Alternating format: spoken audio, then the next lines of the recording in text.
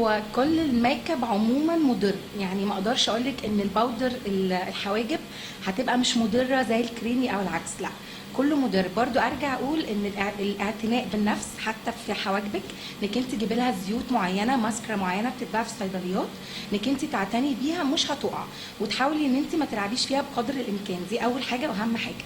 تاني حاجه الباودر الكريمي انصح بيه الناس اللي ما عندهاش حواجب خالص، يعني اللي حواجبهم خفيفه قوي، لان الباودر سوري الجل بتاع الحواجب حلو جدا جدا للناس اللي حواجبها خفيفه، لكن اللي عندها شعر في حواجبها او حواجبها عريضه بنكتفي ان احنا نملى الفراغات بس بتاعتها شويه بالباودر، ما نبقاش حاطين كريمي لانه هيخليها عريضه قوي واوفر قوي شكلها مش سمك. فهي الباودر للناس اللي عندها حواجب، الكريمي للناس اللي ما عندهاش حواجب. وطبعا يا ريت ما نرسمش الزوايا العريضه الحاده بتاعه الحاجب، نحاول نبينه طبيعي على قدر الامكان. وبرده البنات اللي ما بتعرفش ترسم حواجبها يا ريت تتفرج على توتوريالز، تثقف نفسها، تجرب على نفسها في البيت، تختار درجه لحواجبها افتح من لون شعرها او ملائمه لبشرتها لو هي محجبه. ما ينفعش بنوته شعرها يكون اسود تقوم صبغاها هي اسود مثلا وتقوم حاطه الباودر او الجل بتاع حواجبها تحطه لونه اسود، ده هيخلي شكلها يخوف جدا، مش هيبقى لطيف خالص.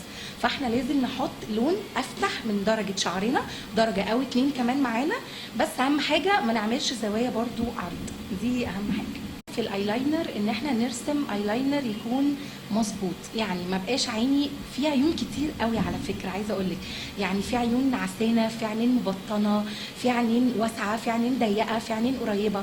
ما ينفعش رسمه الكات اي اللي هي طالعه موضه دلوقتي او وات ايفر اي رسمه ايلاينر نعملها في اي عين، لا كل بنت تشوف اللي لايق على عينيها ايه وتبدا تتعلم الرسمه المظبوطه بتاعته. تحاول ان هي وهي بترسم الايلاينر تستعمل فرشه، لو هي تستعمل فرشه تستعمل فرشه تكون مدببه شويه، ما تبقاش بتروح وتيجي معاها، دي حد يعني دي عايزه حد بروفيشنال اكتر يعرف يستعملها.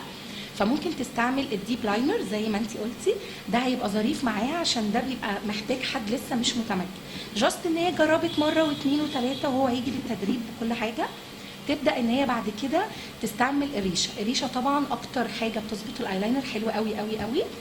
تستعمل بقى ممكن الجل ده طبعا بيبقى تحفه، ثباته عالي جدا، بيتحمل درجه الحراره مش بيسيح بسهوله، السواد بتاعه تقيل قوي، يعني البنات هتحبه قوي لو جربته الجل ايلاينر.